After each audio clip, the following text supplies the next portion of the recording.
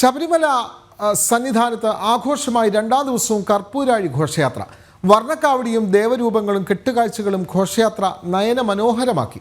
സന്നിധാനത്ത് സേവനമനുഷ്ഠിക്കുന്ന പോലീസ് ഉദ്യോഗസ്ഥരുടെ നേതൃത്വത്തിലായിരുന്നു രണ്ടാം ദിനത്തിലെ കർപ്പൂരാഴി ഘോഷയാത്ര.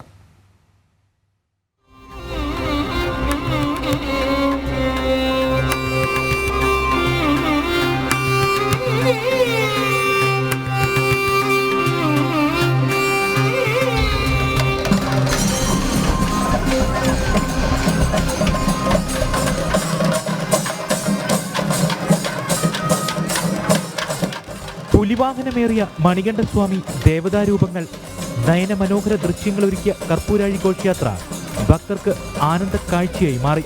ഫ്ലൈ ഓവർ ഉൾപ്പെടെയുള്ള സന്നിധാനത്തെ വിവിധ ഭാഗങ്ങളിൽ നിറഞ്ഞു നിന്ന ഭക്തർ മനോഹര കാഴ്ചകൾ ആസ്വദിച്ച് കണ്ടുനിന്നു.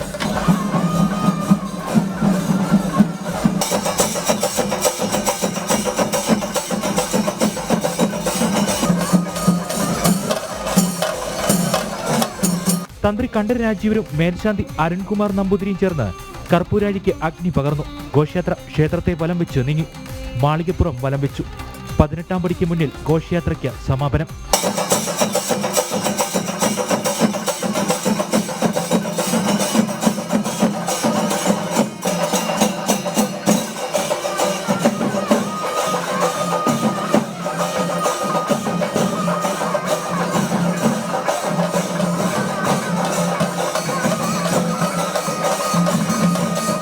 സന്നിധാനത്തെ പോലീസ് ഉദ്യോഗസ്ഥർ, ശബരിമലയിൽ ചുമതലയിലുള്ള വിവിധ വകുപ്പുകളിലെ ജീവനക്കാർ തുടങ്ങിയവർ ഘോഷയാത്രയിൽ പങ്കെടുത്തു.